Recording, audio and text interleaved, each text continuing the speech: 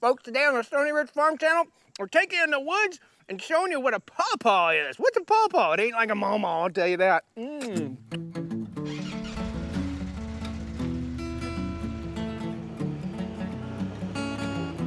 Stoney Ridge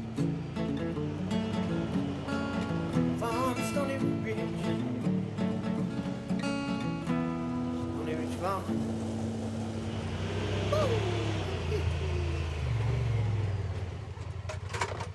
Hey there folks, this is Josh, Stoney Ridge Farmer. Welcome back to Nature Boy Day. It's a Food Friday here on the Stoney Ridge Farm, and I've got to show you something that's really cool. If you don't know about these, you need to know about these. This is superfood in the forest. It's pawpaw time, baby. Let's take you in the woods and we'll show you what a pawpaw is, and we'll open one up and taste it. Really cool, right there. All right, folks, welcome back to the Stoney Ridge Farm Channel. This is your first time here, your 50 millionth time. Hit that like button, subscribe. I'd love to have you back. It's Nature Boy Day. This is a fun Food Friday here on the Stoney Ridge Farm. And we are down here by the creek at my Pawpaw Grove. We're on a farm here in rural North Carolina, 150-acre first-generation farm, and we're down on the creek bottom. There is a grove of pawpaws, and if you don't know what a pawpaw is, that is a pawpaw. We're gonna open it up here in just a second, but first, I think it's important for you to know what it is, and why it's important for you. So a pawpaw is the largest North American native tropical fruit. These are tropical trees. They like to grow in a sandy, loamy soil. So if you're walking down a hiking trail or something like that, and you see these kind of trees, remember them. When you walk by, you'll see this little fruit hanging in that tree. Right now, it is the last week of September. When fall hits, like the first day of fall hits, or you first start seeing little red leaves on the gum tree, that's when your pawpaws are starting to get ripe. When the leaves start falling off the poplars, that's when your pawpaws are starting to get ripe. Now, I've gone in here and there are flags in each one of these trees. All spring long, I monitor these trees and I see which ones have flowers on. Now, the flowers of the pawpaw tree, there's a male flower and a female flower that helps to pollinate the pawpaw tree. I've never seen a honeybee on them. I think maybe they're pollinated by the wind. I don't actually know per se, but I do know that pawpaws are really good for you. They're a superfood, including vitamin C, manganese, potassium, iron, magnesium, antioxidants, protein, and acetogenin. That is a molecule that has potential anti-cancer effects. So really, really cool. Let me show you, before we crack into this, dude, how to get a pawpaw. They're either on the ground, and they're only on the ground for just a short period of time. If you don't catch them the day they fall and hit the ground, a possum, a raccoon, all the critters of the forest will be over here eating them. So let's go over in the woods and we'll show you what a pawpaw tree looks like and how to get the pawpaws off the tree and how not to get green pawpaws. Come on. This is a weensy baby pawpaw tree. These trees are everywhere. Bam, bam, bam. Once you find the Pawpaw Grove on your hiking trail, and these are native to the eastern United States, so if you live out west in a dry climate, you're probably not gonna find a pawpaw. These are the leaves of the pawpaw tree. We're just gonna sacrifice this little guy. Looks like a little tropical leaf. This is fall, so the leaves are starting to turn just a little bit, and you'll notice that on several of these. There's also an invasive worm that has inundated my pawpaws. That's what that is. It's a little worm basket, I guess you'd call that. This is what the pawpaw looks like. Now, we've got some adult pawpaw trees right over here, which are flagged. This is an adult pawpaw tree. The pawpaw tree typically, for some reason, some of them never put out fruit, but they typically don't put out fruit until they're about this big, okay? About as big as your arm or big as your leg, maybe about 4 inches around, about the size of this guy. And the way you find your pawpaws, and let me just show you real quick, they're growing on the creek banks right here. There are pawpaw trees. That's one that's fallen down recently. This is what you want to look for. You look up in the canopy of the tree and you will see this fruit hanging in that canopy. You'll also scan the ground, and what will we find?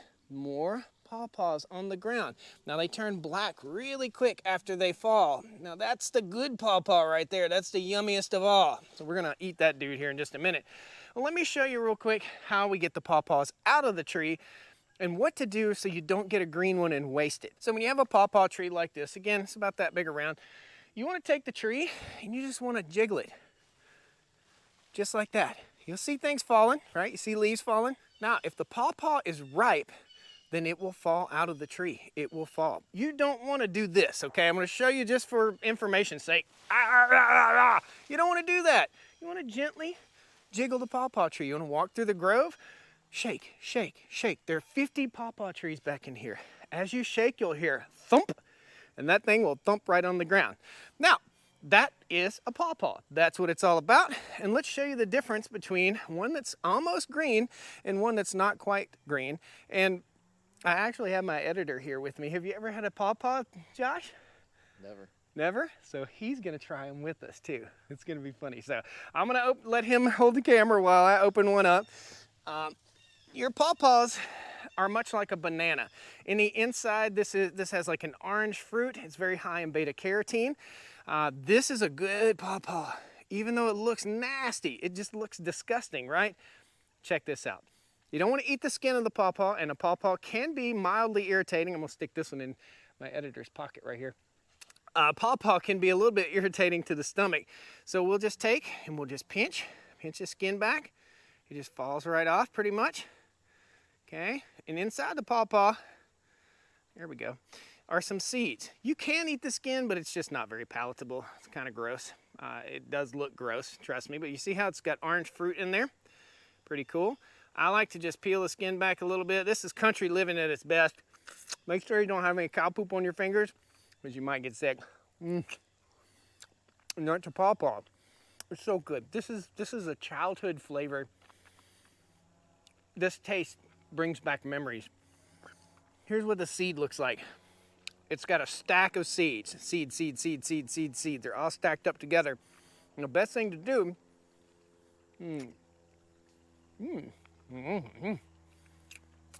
let's take your tooth and clean that seed off. Now we're gonna chuck these seeds back to Mother Nature, and the real best way to eat a pawpaw is just like this. Take the whole darn thing, slide it in your mouth. It is sloppy, it is ooey, it's gooey, and it's so delicious.